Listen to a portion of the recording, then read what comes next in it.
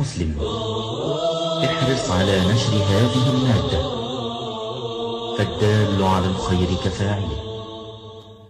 يا أيها الذين آمنوا إن تنصروا الله ينصركم ويثبت أقدامكم.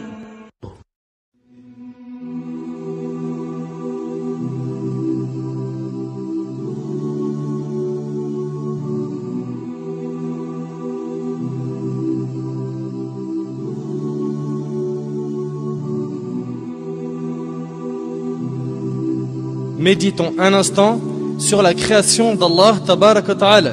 Mon frère, ma sœur, imagine qu'un jour tu te retrouves face à un tableau magnifique. Tu t'arrêteras sûrement devant celui-ci, tu l'observeras, tu demanderas qui est-ce qui l'a dessiné. C'est sûr et certain, tu vas te dire qui est-ce qui l'a dessiné, ce magnifique tableau. Et tu t'en souviendras longtemps.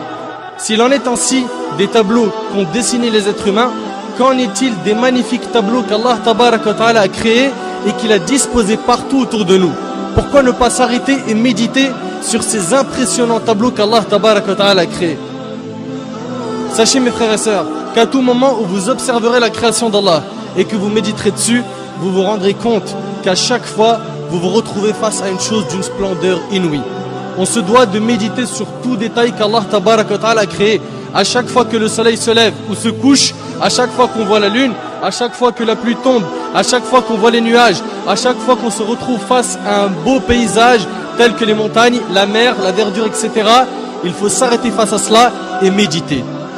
Et méditer. Regardons chaque détail du corps humain. Nos mains, nos poils, nos yeux, etc. Et méditons. Chaque plante, chaque oiseau, chaque papillon, chaque feuille d'arbre. Méditons.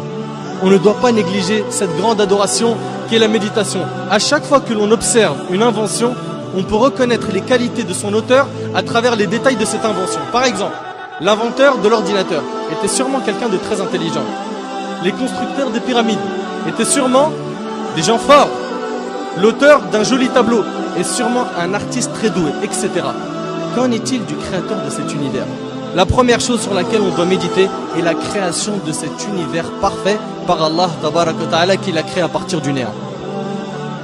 Allah Tabarak wa Ta'ala a dit dans Sourate Al-Baqarah, et médite un petit peu sur ce verset.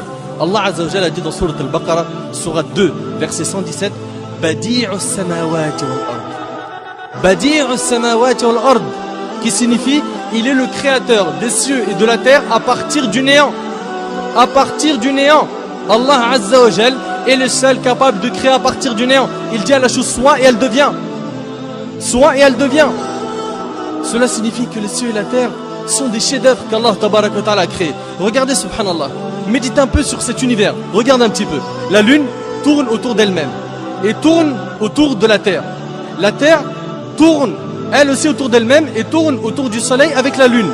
Toutes les autres planètes tournent autour du soleil et tournent aussi autour d'elles-mêmes. Et leurs satellites eux aussi tournent autour d'eux-mêmes.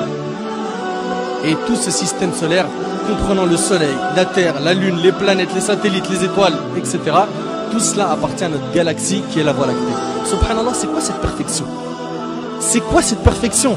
La méditation sur la création d'Allah Tabarak wa Ta'ala va donc nous aider à laver nos cœurs. Si tu observes la mer par exemple, combien de gouttes d'eau y a-t-il dans ces mers et ces océans? Comment cela se fait-il qu'il y a certaines mers qui ne se mélangent pas alors qu'elles se rencontrent, comme dans le détroit Gibraltar? Comment cela se fait-il qu'elles ne se mélangent pas? Et pourquoi l'eau salée de cette mer qui s'évapore puis qui se transforme en nuage et nous parvient n'est-elle plus salée? L'eau de la pluie, subhanallah, ça part d'une eau salée et ensuite c'est de l'eau qui n'est plus salée. D'autre part, saviez-vous que si ces mers étaient stagnantes, elles auraient pourri? Tout cela prouve une chose, c'est qu'Allah Azza wa Jal a tout organisé à la perfection. Et puis dans la mer, regardez la variété et l'énorme nombre de créatures sous-marines. Médite un petit peu sur les poissons. Regarde, subhanallah, leur couleur. Regarde un petit peu comment ils sont, leur taille, leurs yeux, leur mode de vie. Regarde tous ces poissons, subhanallah, ils sont tous nourris. Tous ils mangent à leur faim. Médite, médite, médite sur les montagnes, le soleil, les animaux. L'essentiel est de méditer sur la création d'Allah Tabarak wa Ta'ala. Abu Sulaiman, rahimahullah, a dit: habituez vos yeux aux larmes et vos cœurs à la méditation. Habituez vos yeux aux larmes et vos cœurs à la méditation. Mes frères et sœurs, je sais que cette adoration était ignorée par un grand nombre parmi nous. Faisons-la revivre afin d'améliorer notre relation avec Allah tabaraka wa ta'ala. Et je termine en demandant à Allah azza wa jal de faire de nous des pieux qui réfléchissent et qui méditent sur la création d'Allah azza wa jal. هذا ما أعلم والله عز وجل أعلى وأعلم. سبحانك اللهم وبحمدك أشهد أن لا إله إلا أنت أستغفرك وأتوب إليك وبارك الله فيكم وجزاكم الله خير والسلام عليكم ورحمة الله وبركاته.